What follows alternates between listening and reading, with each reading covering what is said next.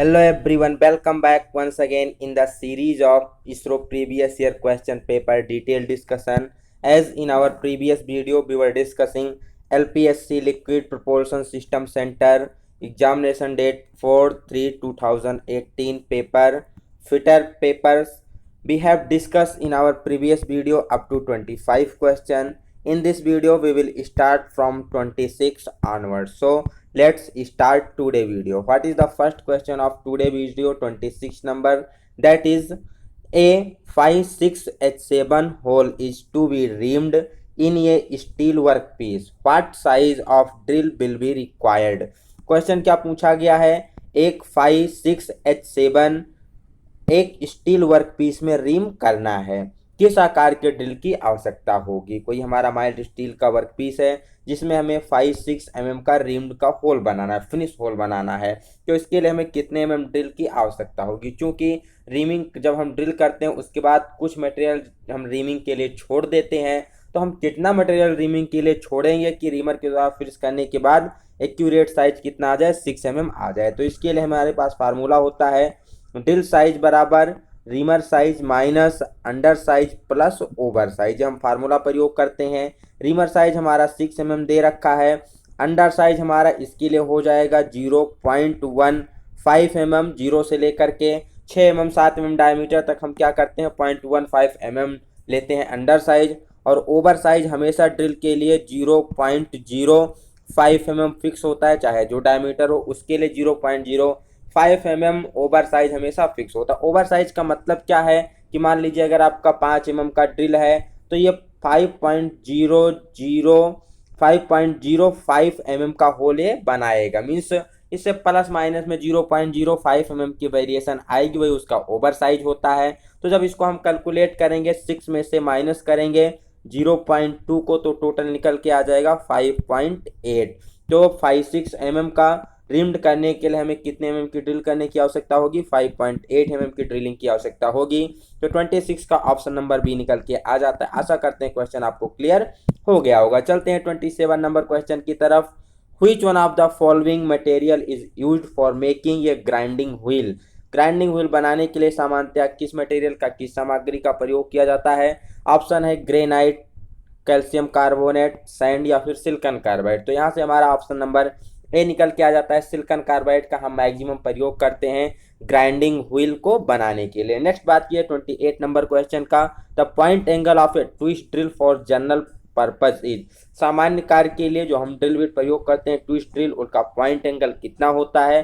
तो point angle सामान्यतः कितना रखा जाता है? 118 डिग्री सामान्यतः पॉइंट एंगल रखा जाता है। और क्लियरेंस एंगल की बात की जाए तो 8 डिग्री से लेकर के 15 डिग्री के बीच में लिप क्लियरेंस एंगल सामान्य जनरल पर्पज के लिए रखा जाता है। अब यहाँ पॉइंट एंगल बात की जाए अकॉर्डिंग टू मेटल के अनुसार वेरी करता रहता है। यदि हमारा हार्ड मेटल है तो उसके लिए पॉइंट एंगल 118 डिग्री से क्या होगा? ज़्यादा होगा। और यदि हमारा सॉफ्ट मेटल होता है, जैसे प्लास्टिक हो गया, रबड़ हो गया, तो इसके लिए हमारा पॉइंट एंगल 118 डिग्री से कम रखा जाता है। ठीक, बेसिकली यहाँ पर एक कंफ्यूजन वाला क्वेश्चन पूछा जाता है कि एल्युमिनियम में ड्रिलिंग करनी होती है तो इसके लिए पॉइंट एंगल कितना होता है? तो इसके लिए पॉइंट एंगल 140 डिग्री रखा जाता है। ये आप विशेष याद करके रखिएगा। नेक्स्ट क्वेश्चन की बात की जाए 29 नंबर।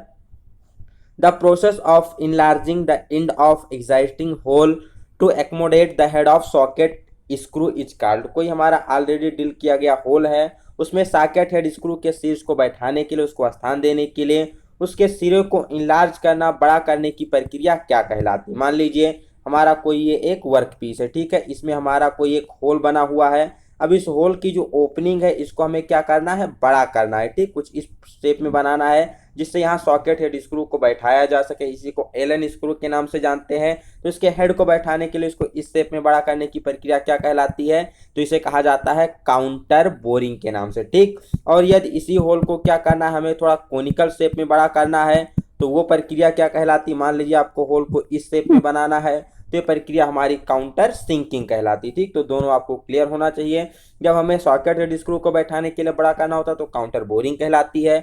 अगर उसे हमें कोनिकल शेप में बड़ा करना है तो काउंटर सिंकिंग कहलाती है। बोरिंग क्या होती है? किसी भी ड्रिल किए गए होल को इनलार्ज करना, उसके साइज को बड़ा करना बोरिंग कहलाता है। स्पॉट फिनिशिंग की जाती है बेसिकली होल के ओपनिंग को फ्लैट करने के लिए, उसको फिनिश करने के लिए, जो बर्स होते हैं उसको रिमूव करने के लिए, जिससे कि वाशर वगैरह को प्रॉपर बेरिंग एरिया उसमें सरफेस बेरिंग सरफेस प्रदान हो सके। साथ ही साथ जो नट बोल्ट के जो हेड होते हैं वही प्रॉपर स्थान पा सके, इसके लिए स्पॉट फिनिशिंग प्रक्रिया की जाती है। चलते हैं 30 नंबर क्वेश्चन की तरफ। ये drill advance into the job in one complete revolution is known as. कोई हमारा ड्रिल बिट है वो अपने पूरे एक चक्कर में, पूरे एक संपूर्ण चक्कर में जॉब में जितना अंदर जाता है, उसमें जितना एडवांस होता है, उसे क्या कहते हैं? तो ड्रिल के एक चक्कर में मीन्स पूरे एक राउंड में ड्रिल हमारा जितना अंदर जाता है उसे क्या कहते हैं? उसकी फीड कहते हैं। मीन्स उसने अपने एक राउंड में कितना मटेरियल को हटाया, कितना अंदर प्रवेश किया ड्रिल, वही उसकी क्या कहलाती है? फीड कहलाती है। ठीक है। आरपीएम क्या होता है? तो 1 मिनट में जितना चक्कर लगाता है ड्रिल वही उसका आरपीएम कहलाता है। कटिंग स्पीड क्या कहलाता है? तो 1 मिनट में जितना ड्रिल हमारा आगे बढ़ता है, ड्रिल द्वारा चली गई जो दूरी होती है 1 मिनट में, वो कटिंग स्पीड कहलाती है बेसिकली। और फीड क्या होता है? एक चक्कर में जितना हमारा ड्रिल आगे बढ़ता है उसे फीड कहते हैं, और 1 मिनट में जितना ड्रिल हमारा कटिंग करता हुआ आगे बढ़ता है उसे क्या कहते हैं? कटिंग स्पीड कहते हैं। तो ये आपको क्लियर होना चाहिए। चलते हैं नेक्स्ट 31 नंबर क्वेश्चन की तरफ। The rate of feed depend upon which, means जो फीड होती है, फीड की दर किस पर आधारित होती है, किसके अनुसार हम फीड देते हैं? ऑप्शन है finish required, material to material of the tool means drill का material, material to be drill जिस मटेरियल जिसकी हमें ड्रिलिंग करनी है, या ऑल ऑफ दी। तो बेसिकली जो हमारी फीड होती है वो इन सभी पर डिपेंड करती है। हमें देखना होता है कि हमें कितनी फीस चाहिए, फिनिश चाहिए। हमें ज़्यादा फिनिश चाहिए होती तो फीड कम देते हैं, कम फिनिश चाहिए होती तो फीड अधिक देते हैं। अगर हमारा सॉफ्ट मेटल है तो उसमें हम क्या कर सकते हैं? सॉफ्ट मेटल की ड्रिलिंग कर रहे हैं तो उसमें हम फीड ज़्यादा देते हैं। हार्ड मेटल की ड्रिलिंग कर रहे हैं तो फीड कम देते हैं। इसी प्रकार अगर हमारा हार्ड मटेरियल का टूल है तो उसमें हम क्या कर सकते हैं? फीड ज़्यादा दे सकते हैं। तो ये सारी चीज़ें डिपेंड करती हैं फीड की। तो ये जो ऑल ऑफ दीज जो पैरामीटर डिपेंड करते हैं फीड पर। ठीक। नेक्स्ट बात की जाए, इनमें से कृत्रिम अपघर्षक कौन सा है? Which among the following is an artificial abrasive. Artificial abrasive in the sense of जिसको हम क्या करते हैं? कृत्रिम रूप से बनाते हैं, जो प्राकृतिक रूप से नहीं पाए जाते, वो हमारे कौन से होते हैं? तो इसमें हमारा एल्युमिनियम ऑक्साइड जो है ये क्या है? कृत्रिम आर्टिफिशियल एब्रेसिव के अंतर्गत आता है। एल्युमिनियम ऑक्साइड, साथ ही साथ जो सिलिकॉन कार्बाइड होता है ये भी आर्टिफिशियल एब्रेसिव के अंतर्गत आता है। बाकी एमरी, डायमंड, कोरंडम ये सभी क्या होते हैं? ये सभी नेचुरल प्राकृतिक एब्रेसिव के अंतर्गत आते हैं। बात करते हैं नेक्स्ट 33 नंबर क्वेश्चन की। ये die nut is nothing but, die nut basically क्या होता है? तो डाई नट आपको क्लियर होना चाहिए, कुछ नहीं, एक नट के शेप में क्या होती है? डाई होती है। ये भी एक हेक्सागोनल नट की शेप में ही क्या होती है? एक डाई होती है। ठीक। तो यहाँ से ऑप्शन नंबर हमारा कौन सा सही हो जाएगा? अगर बात की जाए, सबसे पहला ऑप्शन दिया गया है ये nut forge by using die, ये भी गलत हो जाएगा। Second, a die in the shape of nut, तो हमारा यही सही हो जाएगा कि नट के शेप में ही क्या होती है? एक डाई होती है, जिसका प्रयोग किया जाता है बेसिकली जो थ्रेड हमारी मीन्स खराब थ्रेड हो गई, कोई क्षतिग्रस्त थ्रेड है उसको सही करने के लिए, या सॉफ्ट मेटल पे इसके द्वारा हम थ्रेड भी कटिंग कर सकते हैं, बट सॉफ्ट मेटल पे, ना कि अन्य जगहों पे। बेसिकली ज़्यादा से ज़्यादा इसका प्रयोग किया जाता है थ्रेड की रिकैचिंग के लिए, रिकंडीशनिंग के लिए, उसको सही करने के लिए थ्रेड को हम इसको प्रयोग करते हैं। नेक्स्ट 34 नंबर क्वेश्चन की बात की जाए, एक वार्डिंग फाइल किसके समान होती है?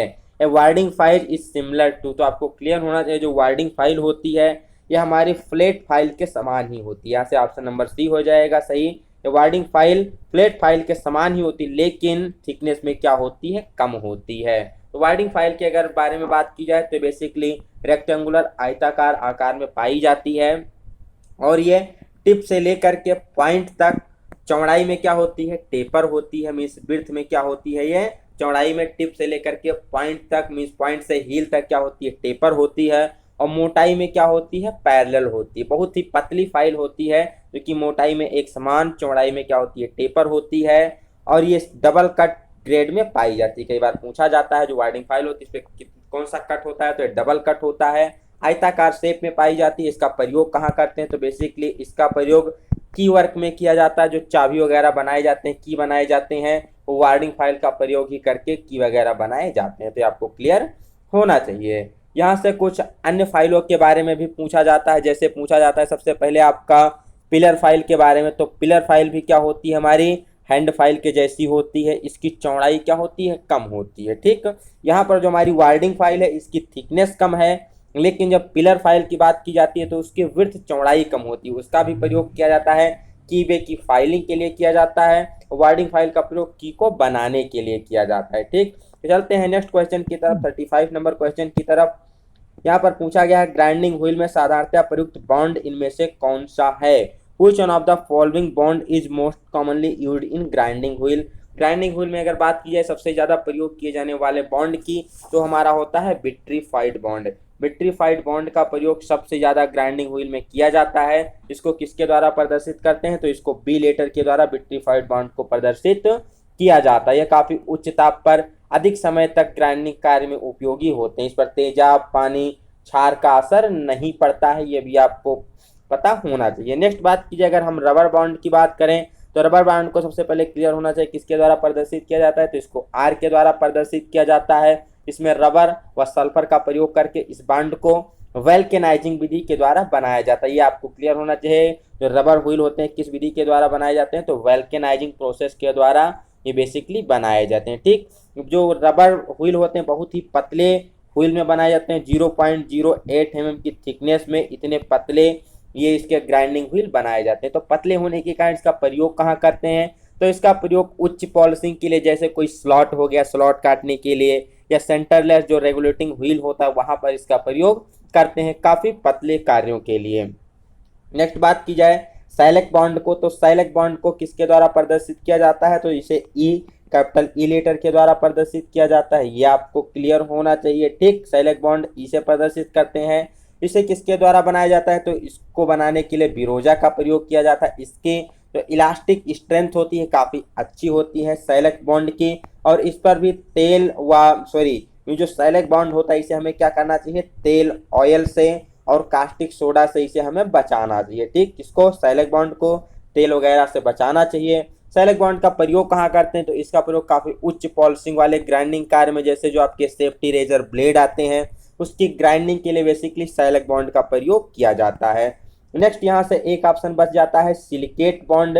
अगर बात की जाए सिलिकेट बॉन्ड की, तो सिलिकेट बॉन्ड को किसके द्वारा प्रदर्शित करते हैं, यस लेटर के द्वारा सिलिकेट बॉन्ड को प्रदर्शित किया जाता है। इसको बनाने के लिए सिलिकेट सोडा का प्रयोग करते हैं। ठीक, इससे कहाँ प्रयोग करते हैं, तो जो भी हमारे कटिंग टूल होते हैं उसमें धार लगाने के लिए, या कोई हार्ड वर्क पीस है उसकी ग्राइंडिंग के लिए बेसिकली सिलिकेट बॉन्ड का प्रयोग किया जाता है। तो आशा करते हैं सारे क्वेश्चन आपको ग्राइंडिंग व्हील से क्लियर हो गए होंगे।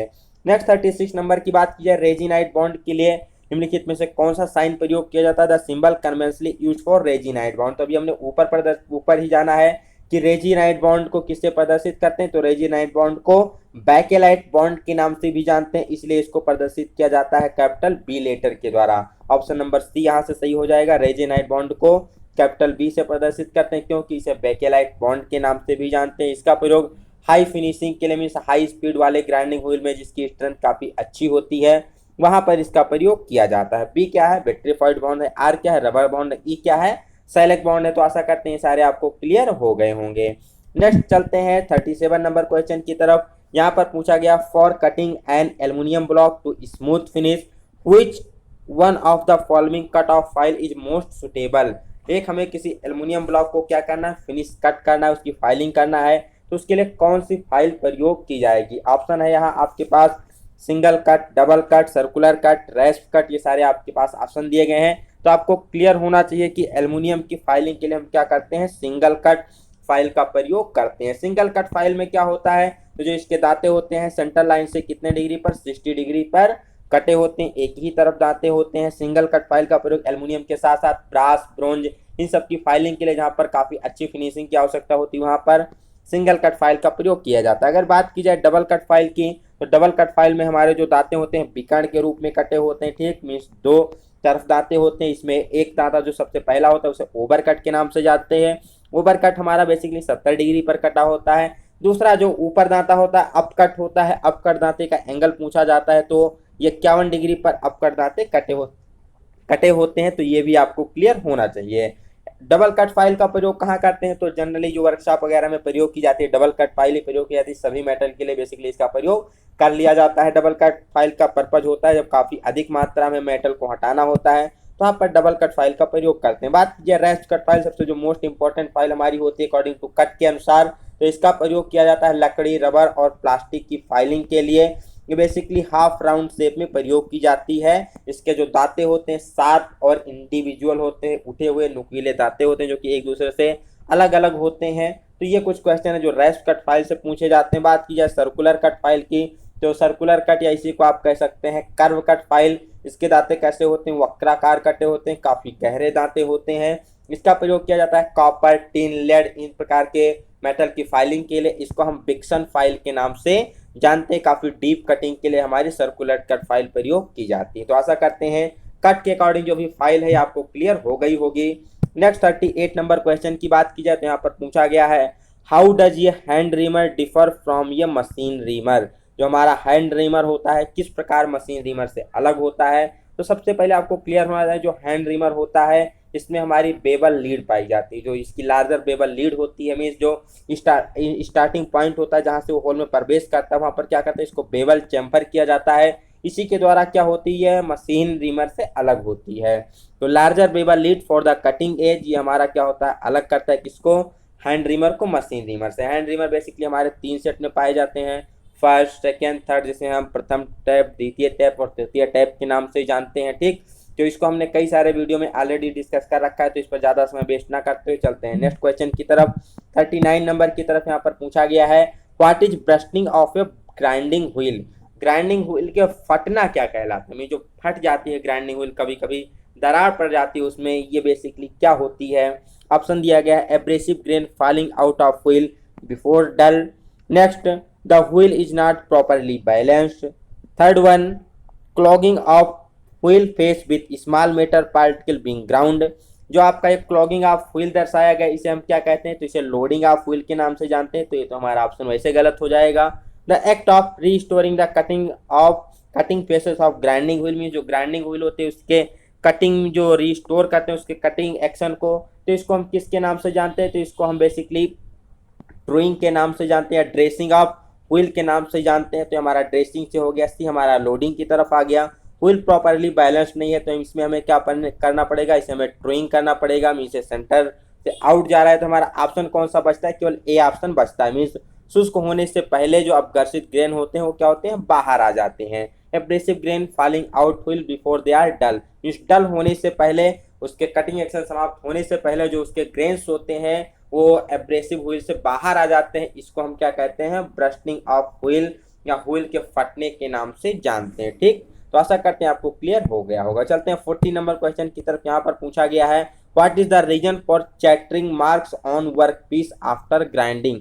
ग्राइंडिंग के बाद जो चैटरिंग मार्क्स होते हैं उसके कारण क्या होता है। सबसे पहला option insufficient coolant, next too much friction between work surface and work wheel, third one vibration on spindle, improper dressing of wheel. तो यहाँ से आपको क्लियर होना चाहिए हमारा उसमें चैटरिंग मार्क्स कब आएगा, जब हमारे वर्क सरफेस और जो हमारी व्हील होती है उसके बीच घर्षण काफी ज्यादा होगा। घर्षण काफी ज्यादा होगा, उसमें काफी ज्यादा उत्पन्न होगी, एक दूसरे से रगड़ कर चलेंगे, प्रॉपर वहां पर कूलेंट मींस प्रॉपर वहां हमारी एयर सप्लाई नहीं हो पाएगी। तो उसमें क्या होता है, जो हमारा जॉब होता है, फेस होता है, उसका होता है ब्रस्ट हो जाता है, मींस गर्मी के कारण वो जल जाता है।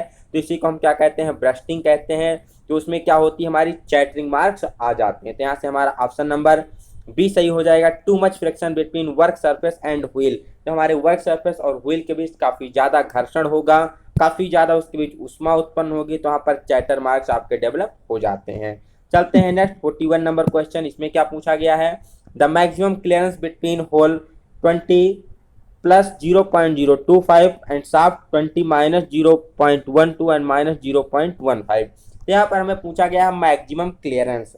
तो मैक्सिमम क्लियरेंस हम कैसे निकालते हैं, तो मैक्सिमम क्लियरेंस के लिए फार्मूला होता है, मैक्सिमम क्लियरेंस बराबर होल का हम मैक्सिमम साइज लेते हैं और शाफ्ट का हम क्या लेते हैं, मिनिमम साइज लेते हैं। तो होल का मैक्सिमम साइज हमारा कितना हो जाएगा, 20 में 0.025 जोड़ेंगे तो हमारा निकल के आ जाएगा 20.025 mm। ये हमारा हो गया होल का मैक्सिमम साइज। अब हमें क्या निकालना है, हमें शाफ्ट का मिनिमम साइज निकालना है। शाफ्ट का मिनिमम साइज निकालने के लिए 20 में से हम जो लोअर डेविएशन उसको घटाएंगे, तो 0.15 को घटाएंगे तो हमारा कितना निकल के आ जाएगा, 19.85 हमारा यहाँ से निकल के आ जाएगा। ठीक, तो हम इसको क्या करते हैं, 20.025 में से माइनस करेंगे तो हमारा 5 बचेगा। यहाँ 12 में से 5 को माइनस करेंगे 7 बचेगा, यहाँ हमारा 9 में से 8 जाएगा, कितना बचेगा 1 बचेगा, और ये हमारा 0 0 आ जाएगा। टोटल कितना निकल के आया 0.175 हमारा निकल के आ गया। तो हमारा ऑप्शन नंबर सी मैच कर रहा है,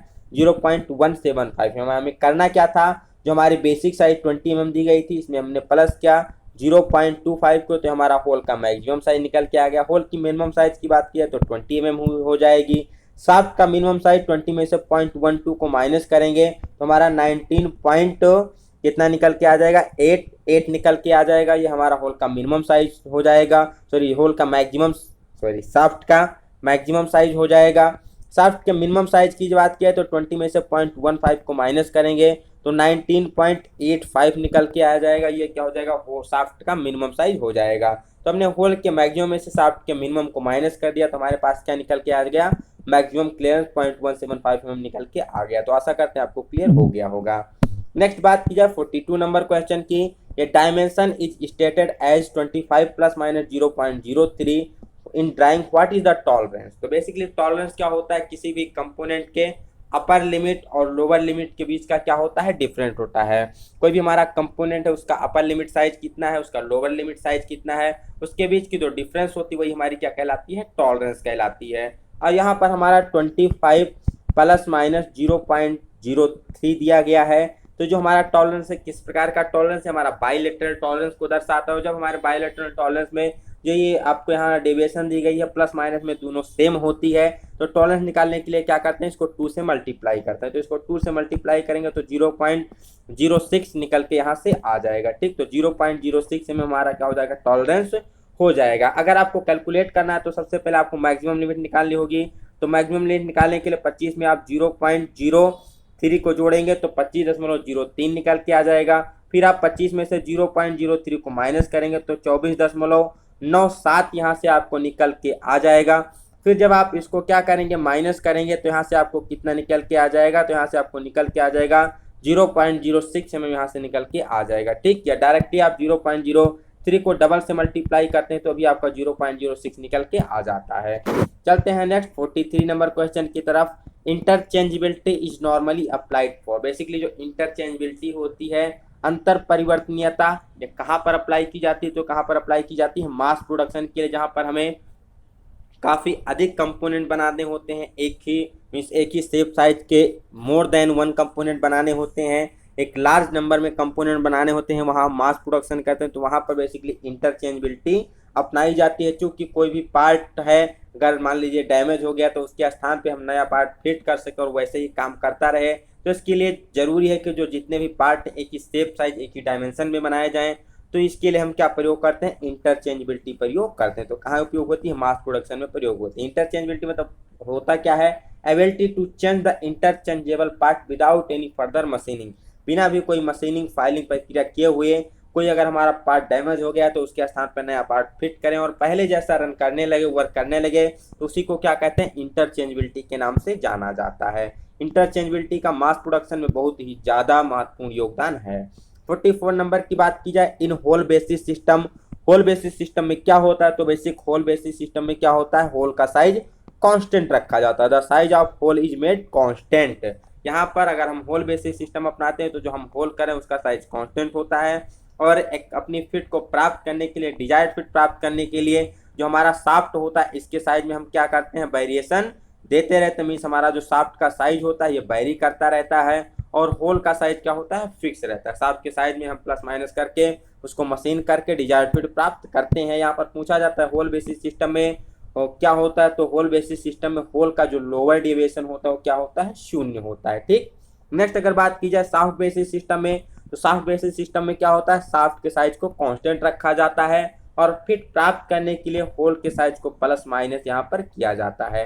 शाफ्ट बेसिस सिस्टम में शाफ्ट का अपर डेविएशन, उसका ऊपरी विचलन क्या होता है, 0 होता है, वो 0 लाइन पर स्थित होता है। कुछ इस प्रकार से हमारा शाफ्ट डेविएशन का टॉलरेंस जोन बनाई जाती है। बात की जाए सबसे ज़्यादा कौन सा हमारा प्रयोग किया जाता है, होल बेसिस या शाफ्ट बेसिस, तो सबसे ज़्यादा हमारा प्रयोग किया जाता है होल बेसिस सिस्टम। ऐसा क्यों होता है, क्योंकि जितने भी हमारे टूल उपलब्ध हैं होल को बनाने के लिए, होल जनरेट करने के लिए, वो बेसिकली क्या है, एक स्टैंडर्ड साइज में पाए, जैसे ड्रिल, रीमर हो गया, टैप हो गया, तो ये सब क्या होते हैं, हमारे एक स्टैंडर्ड साइज में होते हैं। इनके साइज में वेरिएशन करने में बड़ी दिक्कत होती है। और साफ्ट जो हमारा आउटर प्रोफाइल है, इसको इजीली हम क्या कर सकते हैं, मशीन कर सकते हैं। तो इसलिए ज़्यादा से ज़्यादा कौन सा बेसिस सिस्टम प्रयोग किया जाता है, होल बेसिस सिस्टम प्रयोग किया जाता है कि हम होल को बना लेते हैं एक बार, फिर उसमें कोई छेड़खानी नहीं करते हैं, फिर प्राप्त करने के लिए साफ्ट को हम क्या करते हैं, बार बार मशीन करते रहते हैं। ठीक, तो आशा करते हैं आपको होल बेसिस सिस्टम और सॉफ्ट बेसिस सिस्टम समझ में आया होगा। बढ़ते हैं नेक्स्ट क्वेश्चन की तरफ, 45 नंबर क्वेश्चन की तरफ।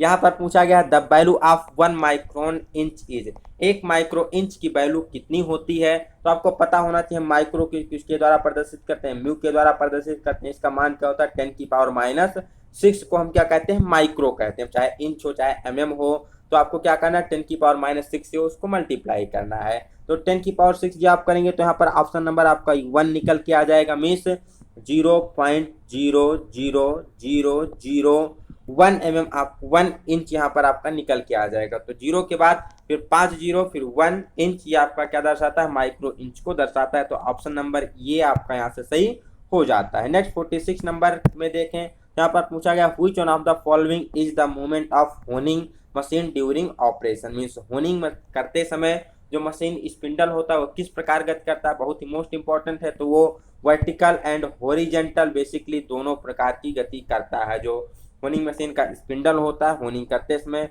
वर्टिकल और रेसिप्रोकेटिंग दोनों प्रकार की गति करता है। चलते हैं नेक्स्ट क्वेश्चन 47 नंबर में।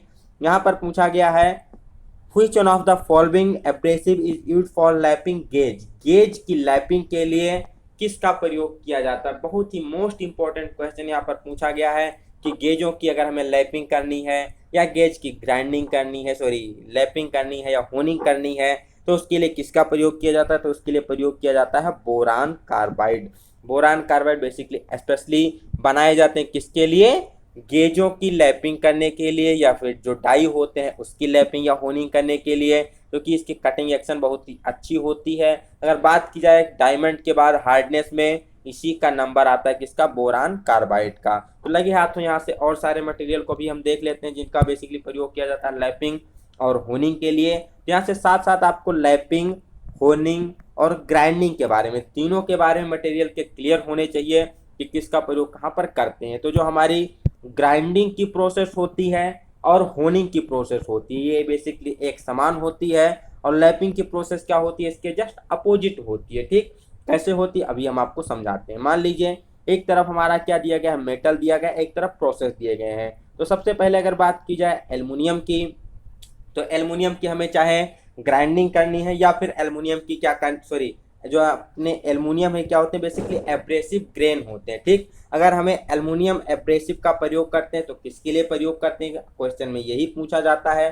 तो एल्युमिनियम एब्रेसिव का जो प्रयोग किया जाता है, चाहे वो ग्राइंडिंग के लिए हो या फिर होनिंग के लिए हो, तो इसका प्रयोग करेंगे हाई टेंसाइल स्ट्रेंथ वाले मटेरियल के लिए। ठीक, क्योंकि एल्युमिनियम क्या होता है, हमारा सॉफ्ट बॉन्ड होता है, तो इसके जस्ट अपोजिट इसका प्रयोग हम हार्ड ग्रेड के लिए करते हैं। मीन्स हाई टेंसाइल स्ट्रेंथ वाली धातुओं की चाहे हमें ग्राइंडिंग करनी हो या फिर उसकी होनिंग करनी हो। हाई टेंसाइल में कौन कौन से आते हैं, जैसे हमारा हाई कार्बन स्टील हो गया, हाई स्पीड स्टील हो गया, माइल्ड स्टील हो गया, एलॉय स्टील हो गया, ये सभी क्या है, हाई टेंसाइल स्ट्रेंथ मटेरियल के अंतर्गत आते हैं। तो इनकी हमें चाहे ग्राइंडिंग करनी हो या फिर होनिंग करनी हो, क्या प्रयोग करेंगे, एल्युमिनियम ऑक्साइड का प्रयोग करेंगे। अब अगर लैपिंग की बात की जाए तो एल्युमिनियम ऑक्साइड का प्रयोग कब किया जाता है, तो इसका प्रयोग किया जाता है सॉफ्ट मेटल के लिए। ठीक, किसके लिए, सॉफ्ट स्टील, जैसे हमारा सॉफ्ट स्टील हो गया या नॉन फेरस स्टील हो गया, या कह सकते हैं हमारी लो टेंसाइल स्ट्रेंथ वाली धातुओं की जब हमें क्या करनी होती है,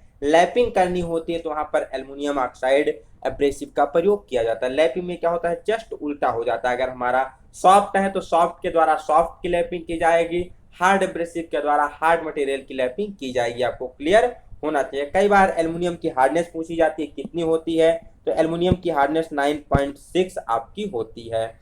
नेक्स्ट बात की जाए यहाँ से, अगर एल्युमिनियम के बाद हम दूसरे ऑप्शन पे आते हैं तो हमारा आता है, काफी ज्यादा पूछा जाता है सिलिकॉन कार्बाइड के बारे में। तो सिलिकॉन कार्बाइड को भी देख लेते हैं कि सिलिकॉन कार्बाइड का प्रयोग कब किया जाता है। तो सिलिकॉन कार्बाइड एब्रेसिव का, चाहे हमें इसके द्वारा ग्राइंडिंग करनी हो या होनिंग करनी हो, तो किस प्रकार का मटेरियल होता है, लो टेंसाइल। ठीक, अगर हमारे पास लो टेंसाइल स्ट्रेंथ का मटेरियल है, उसकी हमें ग्राइंडिंग करनी है या फिर होनिंग करनी है, तो उसके लिए प्रयोग करते हैं सिलिकॉन कार्बाइड एब्रेसिव के व्हील का प्रयोग करते हैं। लो टेंसाइल में कौन कौन से आते हैं, जैसे हमारा कास्ट आयरन हो गया। लो टेंसाइल आप उसके नाम से समझ सकते हैं कि इसको हम ज्यादा टेंसाइल नहीं कर सकते, मीन्स इसको हम बहुत ज्यादा खींच नहीं सकते, इस पर टेंसाइल फोर्स नहीं लगा सकते, नहीं तो क्या होंगे, ब्रेक हो जाएंगे। ठीक, तो हमारा होता है लो टेंसाइल। तो लो टेंसाइल वाले मटेरियल के लिए क्या प्रयोग करते हैं, सिलिकॉन कार्बाइड का प्रयोग करते हैं ग्राइंडिंग और होनिंग के लिए। इसमें कौन कौन से आते हैं, कास्ट आयरन हो गया, ब्रास हो गया, कॉपर, एल्युमिनियम, रबर, ग्लास, ये सभी किसके अंतर्गत आते हैं, लो टेंसाइल के अंतर्गत आते हैं। इनकी ग्राइंडिंग और होनिंग के लिए सिलिकॉन कार्बाइड का प्रयोग करते हैं।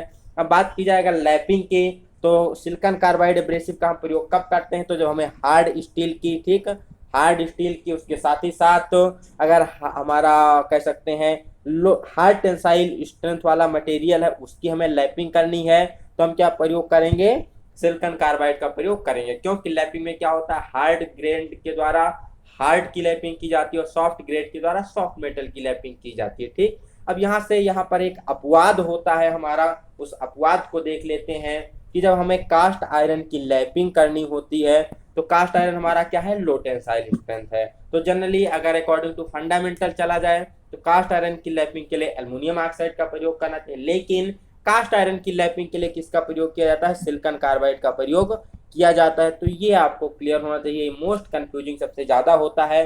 कास्ट आयरन की इसकी हमें लैपिंग करने के लिए क्या प्रयोग करेंगे, तो चाहे इसकी हमें लैपिंग करनी हो, चाहे हमें इसकी होनिंग करनी हो या फिर ग्राइंडिंग करनी हो, तो इसके लिए क्या प्रयोग करते हैं, तो इसके लिए हम केवल और केवल सिलिकॉन कार्बाइड का ही प्रयोग करते हैं। ये आपको क्लियर होना चाहिए। ठीक, तो आशा करते हैं ये सारे क्वेश्चन आपको क्लियर हो गए होंगे। अब यहाँ से अगर बात की जाए डायमंड की, तो डायमंड की हार्डनेस कितनी होती है, 10 होती है। सबसे पहले हमने एल्युमिनियम की जाना था, 9.6 होती है। सिलिकॉन कार्बाइड की 9.87 हार्डनेस होती है और डायमंड की कितनी हार्डनेस होती है, 10 हार्डनेस होती है डायमंड की। डायमंड बहुत ही हमारा कठोर ग्रेड वाला हमारा व्हील होता है, सबसे कठोर यही होता है। तो इसका प्रयोग छोटे सुराखों की लैपिंग होने के लिए, यहाँ पर रोटरी एक्शन ज्यादा होता है वहां पर इसका प्रयोग किया था। बेसिकली बात की जाए टंगस्टन कार्बाइड की लैपिंग के लिए या होनिंग के लिए, टंगस्टन कार्बाइड की ग्राइंडिंग के लिए किसका प्रयोग किया जाता है, तो वहां पर डायमंड का प्रयोग किया जाता है। तो आशा करते हैं सारे क्वेश्चन आपको क्लियर हो गए होंगे। कोई डाउट होता है वीडियो को एक बार फिर से रिवर्स करके देखिएगा, फिर भी कोई चीज समझ में नहीं आती है तो आप हमारे टेलीग्राम चैनल पर या डिस्क्रिप्शन में व्हाट्सएप का नंबर दिया गया वहां पर आप मैसेज करके पूछ सकते हैं। कमेंट सेक्शन में भी आप अपने क्वेश्चन को पूछ सकते हैं। वीडियो आपको अच्छी लगती हो तो अपने फ्रेंड के भी शेयर करिए, चैनल को सब्सक्राइब करके बेल आइकन वाला बटन जरूर दबाएं। चलिए देखते हैं नेक्स्ट क्वेश्चन 48 नंबर को। यहाँ पर पूछा गया है brass is an alloy of, brass basically किसका मिश्रण होता है, तो ब्रास जिसे हम हिंदी में पीतल कहते हैं हमारा मिक्सर होता है कॉपर और जिंक का मिश्रण होता है ब्रास। यहाँ पर दूसरा पूछा जाता है ब्रोंज के बारे में, तो ब्रोंज हमारा कॉपर और टिन का मिश्रण होता है। दोनों ऑप्शन आपको साथ में दिए जाते हैं तो आपको क्लियर होना चाहिए। अगर पूछा गया है ब्रॉस, तो ब्रॉस में कॉपर एंड जिंक हो जाएगा। पूछा गया है ब्रॉन्ज, तो ब्रॉन्ज में कॉपर और टिन हो जाएगा। लेड और टिन क्या होता है, तो बेसिकली जब हमें ब्रेजिंग करनी हो, सॉरी सोल्डरिंग करनी होती है, तो सोल्डरिंग करते समय जो हम प्लग्स प्रयोग करते हैं वो हमारा क्या होता है, लेड और टिन का ही क्या होता है, मिक्सचर होता है। आपको क्लियर होना चाहिए। नेक्स्ट बात किया 49 नंबर क्वेश्चन की, Which one of the following properties of a metal has the ability to change its shape without destruction under the influence of external force? बाहरी बल के प्रभाव के अधीन विनाश के बिना उसकी आकृति परिवर्तन करने की निम्नलिखित क्षमता क्या कहलाती है। कोई हमारा मान लीजिए मेटल है, इस पर हम क्या कर रहे हैं, फोर्स बाहर से लगा रहे हैं, चाहे हमारा क्या हो, टेंसाइल फोर्स हो या हमारा कंप्रेसिव फोर्स हो, तो बिना टूटे हुए, मीन्स बिना इसमें कोई फ्रैक्चर आए, अगर ये मेटल अपनी आकृति को चेंज कर लेता है, अपने शेप एंड साइज को चेंज कर लेता है, तो उसकी क्या कहलाती है, उसकी कौन सी प्रॉपर्टी होती है, तो इसकी कहलाती है प्लास्टिसिटी। प्लास्टिसिटी के कारण ही क्या करता है, कोई भी मेटल अपने शेप और साइज को बिना टूटे हुए क्या करता है, बिना फ्रैक्चर के चेंज कर लेता है। नेक्स्ट बात की जाए अगर इलास्टिसिटी की, तो इलास्टिसिटी क्या होती है, किसी भी मेटल की वो प्रॉपर्टी होती है अगर उस पर हम कोई बाह्य बल लगाते हैं, चाहे वो कंप्रेसिव हो या फिर टेंसाइल हो, तो उसकी स्टेट में, उसकी शेप एंड साइज में परिवर्तन हो जाता है, चेंज हो जाता है। लेकिन जैसे ही हम उस पर क्या करते हैं, रिमूव करते हैं फोर्स को, एक्सटर्नल फोर्स को, वो पुनः अपनी शेप को रिगेन कर लेती है, तो हमारी क्या कहलाती है, इलास्टिसिटी कहलाती है। यहाँ पर पूछा जाता है क्वेश्चन की माइल्ड स्टील और रबर में सबसे ज्यादा कौन इलास्टिक है, तो हमारा माइल्ड स्टील ज्यादा इलास्टिक होता है, क्योंकि अगर हम माइल्ड स्टील और रबर को एक साथ हम उस पर कंप्रेसिव फोर्स या फिर टेंसाइल फोर्स लगाएं तो माइल्ड स्टील हमारा सबसे पहले अपने शेप को रिगेन कर लेता है फोर्स को रिमूव करने के बाद, जबकि हमारे रबर में काफी समय लगता है रिगेन करने के लिए। इसलिए माइल्ड स्टील हमारा क्या होता है, ज्यादा इलास्टिक होता है कंपेयर टू रबर के। नेक्स्ट मैलेबिलिटी क्या होता है, तो किसी भी मेटल को उसमें जो शीट में परिवर्तित करते हैं, मीन्स उसको हम चादरों के रूप में परिवर्तित करते हैं हैमरिंग के द्वारा या रोलिंग के द्वारा, तो किसके द्वारा संभव होता है, मैलेबिलिटी के गुण के द्वारा ही संभव होता है। ठीक है, अब आते हैं स्टिफनेस। तो स्टिफनेस क्या होती है, किसी मेटल की प्रॉपर्टी होती है जिसके द्वारा क्या कहता है, इलास्टिक का अपने रेजिस्ट करता है। ठीक है, उसके टूटने का प्रतिरोध करता है, बेसिकली क्या होती है, स्टिफनेस होती है। नेक्स्ट चलते हैं 50 नंबर क्वेश्चन की तरफ। तो यहाँ पर पूछा गया है the toughness in A steel is increased and brittleness is decreased bye A heat treatment operation called. उसमें उपचार की वो कौन सी विधि है जिसके द्वारा हम क्या करते हैं, टफनेस को इंक्रीज करते हैं और ब्रिटलनेस को डिक्रीज करते हैं। तो आपको पता होगा जब हम क्या करते हैं, हार्डनिंग करते हैं, तो हार्डनिंग के बाद मेटल हमारा काफी ज्यादा हार्ड हो जाता है, लेकिन हार्ड होने के साथ साथ उसमें ब्रिटलनेस का भी गुण आ जाता है। ठीक, तो इस ब्रिटलनेस के गुण को दूर करने के लिए, हार्डनेस को रेगुलेट करने के लिए, उसमें थोड़ी टफनेस की प्रॉपर्टी लाने के लिए हम क्या करते हैं, टेम्परिंग प्रोसेस करते हैं। ठीक, तो यहाँ से हमारा ऑप्शन नंबर सी निकल के आ जाएगी कि मेटल की क्या की जाती है, टेम्परिंग की जाती है। टेम्परिंग के द्वारा उसकी हम ब्रिटलनेस को कम करते हैं, उसकी हार्डनेस को थोड़ा सा रेगुलेट करके उसकी हम टफनेस को क्या करते हैं, बढ़ाते हैं। तो प्रोसेस क्या कहलाती है, टेम्परिंग कहलाती है। बात की जाए केस हार्डनिंग की, तो जो अभी लो कार्बन स्टील वाले मेटल होते हैं, माइल्ड स्टील हो गया, इसकी जो ऊपरी सरफेस होती है उस पर कार्बन परसेंटेज को बढ़ाने के लिए, उसके केस को हार्ड करने के लिए, जबकि जो हमारा कोर होता है सॉफ्ट और डक्टाइल ही रहता है, लेकिन जो उसका केस होता है काफी ज्यादा हार्ड करने के लिए हम क्या करते हैं, केस हार्डनिंग प्रोसेस अपनाते हैं। नॉर्मलाइजिंग में क्या होता है, तो हैमरिंग, रोलिंग या अदर हीट ट्रीटमेंट करने के बाद जो हमारा कोई मेटल होता है उसका इंटरनल स्ट्रक्चर क्या होता है, थोड़ा डिफेक्टिव हो जाता है, उसमें स्ट्रेस स्ट्रेन डेवलप हो जाते हैं। तो इसको रिलीव करने के लिए, उसमें से प्रतिबल विकृति को दूर करने के लिए जो प्रोसेस की जाती है, नॉर्मलाइजिंग की जाती है। नेक्स्ट आती है एनीलिंग। तो मेटल को सॉफ्ट बनाने के लिए, जिससे उसकी आसानी से मशीनिंग की जा सके, जो प्रोसेस की जाती है हीट ट्रीटमेंट, वो क्या कहलाती है, एनीलिंग कहलाती है। नेक्स्ट बात करते हैं 51 नंबर क्वेश्चन की। Approximate hardness of high speed steel milling cutter की। जो हाई स्पीड स्टील के मिलिंग कटर होते हैं, इनकी हार्डनेस कितनी होती है, इनकी 62 HRC इनकी हार्डनेस होती है। मोर देन 62 HRC होती है, बट यहाँ पर मैक्सिमम हम 62 की तरफ जाते हैं कि 62 HRC इनकी हार्डनेस रखी जाती है, जो भी कटर वगैरह होते हैं। यहाँ पर high carbon steel, high speed steel की हार्डनेस पूछी जाती है तो कितनी होती है, 58 HRC के समथिंग होती है। कई बार स्लिप गेज की हार्डनेस पूछी जाती है तो 63 HRC से ज़्यादा हार्डनेस रखी जाती है स्लिप गेजों की। 42 नंबर की बात की जाए, which one of the following quenching medium is used for hardening high speed tool. जब हम high speed steel tool HSS की हार्डनिंग कर रहे होते हैं, तो जब उसे हम प्रॉपर गर्म कर देते हैं, अपर क्रिटिकल टेम्परेचर के ऊपर सोकिंग पीरियड दे देते हो, हमारा पूर्ण रूप से गर्म हो जाता है एक समान रूप से, उसके बाद हमें क्या करना होता है, उसे क्वेंच करना होता है, मीन्स किसी भी क्वेंचिंग मीडिया में उसे ठंडा करना होता है। तो इसके लिए किसका प्रयोग किया जाता है, क्योंकि जो हाई स्पीड स्टील होते हैं बेसिकली प्रयोग किए जाते हैं कटिंग टूल वगैरह बनाने के लिए। तो अगर हम इसे क्या करेंगे, ब्राइन सॉल्यूशन में या फिर वाटर में ठंडा करेंगे, सोडा वाटर में ठंडा करेंगे, तो बहुत जल्दी ठंडा हो जाएगा, मीन जो इसकी कूलिंग रेट है काफ़ी फास्ट हो जाएगी। ठीक, तो इस कंडीशन में क्या होगा, काफ़ी ज़्यादा हमारा मटेरियल हार्ड के साथ साथ ब्रिटल हो जाएगा। तो इससे बचाने के लिए हम क्या करते हैं, इसकी क्वेंचिंग रेट को थोड़ा स्लो करने के लिए इसको हम किस में, ऑयल में क्वेंच करते हैं, तेल में ठंडा करते हैं, जिससे इसमें क्या हो सके, हार्डनेस के साथ साथ टफनेस का गुण भी आ सके और ब्रिटलनेस को थोड़ा सा रिड्यूस किया जा सके। ठीक, क्योंकि यहाँ पर अगर हम तेल में करते हैं तो हमारा जो ऑस्टेनाइट होता है वो मार्टेनसाइट में ट्रांसफर नहीं हो पाता है। चलते हैं नेक्स्ट क्वेश्चन की तरफ। 53 नंबर, यहाँ पर पूछा गया after hardening process the metal become more harden and also become more. अभी हमने ऊपर ही डिस्कस किया था, जब हम किसी मेटल की हार्डनिंग करते हैं तो हार्डनिंग के बाद क्या करते हैं, उसे हम सोडा वाटर, ब्राइन सॉल्यूशन या वाटर में क्या करते हैं, क्विंच करते हैं, मीन्स इमीडिएटली क्विंच करते हैं, जिससे क्या होता है, हमारा ऑस्टेनाइट मार्टेनसाइट में ट्रांसफर हो जाता है। तो वहाँ पर हमारा मेटल हार्ड होने के साथ साथ क्या हो जाता है, ब्रिटल हो जाता है। ठीक, क्या होता है, ब्रिटल हो जाता है, भंगुर हो जाता है। इसी दुर्गुण को दूर करने के लिए हम क्या कहते हैं, मेटल की टेम्परिंग करते हैं। तो आपको क्लियर होना चाहिए, जो मेटल जितना हार्ड होता है उतना भंगुर हो जाता है हार्डनिंग प्रोसेस के दौरान। बात की जाए 54 नंबर क्वेश्चन की, तो यहाँ पर पूछा गया है sheet metal work is carried out only on sheet which are. में जितने भी सीट मेटल को ऑपरेशन होते हैं बेसिकली किस प्रकार से की सीटों पर किए जाते हैं। तो जो हमारी सीटें रोल्ड सीट होती है, रोलिंग के द्वारा जो सीट बनाई जाती है उसी पर ज़्यादा से ज़्यादा जो हमारी सीट मेटल के ऑपरेशन होते हैं वो किए जाते हैं। नेक्स्ट हमारा पूछा गया 55 नंबर का क्वेश्चन। इसमें पूछा गया है मैलेट इज मेड ऑफ। जो मैलेट होता है हमारा सीट मेटल शॉप में ज़्यादा से ज़्यादा प्रयोग किया जाता है सीटों पर चोट लगाने के लिए, हल्की चोट लगाने के लिए। तो किसका बना होता है बेसिकली हार्ड वुड का, कठोर लकड़ी का, शीशम वगैरह जो होती है हमारी चीड़ शीशम, इन सब के क्या होते हैं हार्ड वुड के मैलेट बनाए जाते हैं। ठीक, लेड हो गया और ब्रास हो गया, यहाँ पर प्लास्टिक, नायलॉन, इनके द्वारा हमारा सॉफ्ट हैमर बनाया जाता है। और कास्ट आयरन से अब तो हैमर बना ही नहीं सकते क्योंकि क्या होता है इसमें ब्रिटलनेस का गुण पाया जाता है। जैसे हम इम्पैक्ट टूल मीन्स उस पर इम्पैक्ट करेंगे हमारा हैमर क्या होगा, टूट जाएगा। तो कास्ट आयरन तो हमारा गलत हो जाता है। हार्ड वुड से क्या करते हैं हम मैलेट को बनाते हैं। नेक्स्ट बात की जाए 56 नंबर क्वेश्चन की, तो 56 नंबर में पूछा गया है बेल्ट करने के लिए सबसे सरल स्थिति, सबसे इजी पोजीशन कौन सी होती है।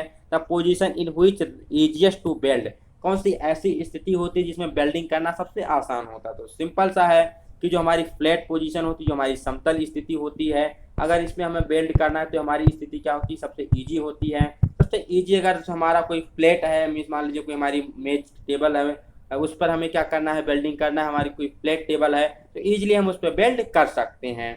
अब यहाँ पर पूछा जाता है सबसे मीन्स जो कठिन होता है, सबसे हार्ड वेल्डिंग पोजीशन कौन सी होती है, तो होती ओवरहेड। जब हमें मान लीजिए यहाँ पर कोई हमारा कारीगर है, इसके ऊपर कोई हमारी दीवार वगैरह छत में है, उसमें हमें कोई वेल्डिंग की प्रक्रिया करनी होती है ओवरहेड वेल्डिंग, वो सबसे क्या होती है, सबसे रिस्की होती है, सबसे हार्ड होती है, सबसे कठिन होती है। सबसे ईजी कौन सी होती है, तो फ्लैट वेल्डिंग, फ्लैट पोजीशन में अगर हमें वेल्डिंग करनी होती है तो सबसे ईजी होती है। ठीक, नेक्स्ट क्वेश्चन यहाँ से आपकी बेसिकली मैथ के क्वेश्चन स्टार्ट हो जाते हैं, मैथ और साइंस के। तो इसको हम देखेंगे अब नेक्स्ट वीडियो में, तो नेक्स्ट वीडियो को जरूर देखिएगा क्योंकि जो भी आपके मैथ और साइंस के क्वेश्चन है, WCS के क्वेश्चन है, इसको हम कवर करने वाले हैं नेक्स्ट वीडियो में। तो इस वीडियो में इतना ही। वीडियो आपको कैसी लगी जरूर बताइएगा, कमेंट सेक्शन में अपनी राय जरूर दीजिएगा, और वीडियो को किस प्रकार से इम्प्रूव किया जाता है वो भी आप अपना सजेशन दे सकते हैं। तो अगर आप पहली बार चैनल पर विजिट कर रहे हैं तो चैनल को सब्सक्राइब करके बेल आइकन वाला बटन जरूर दबाएं। तो मिलते हैं नए वीडियो में नई जानकारी के साथ, तब तक के लिए have a good day, best of luck, bye bye सभी को।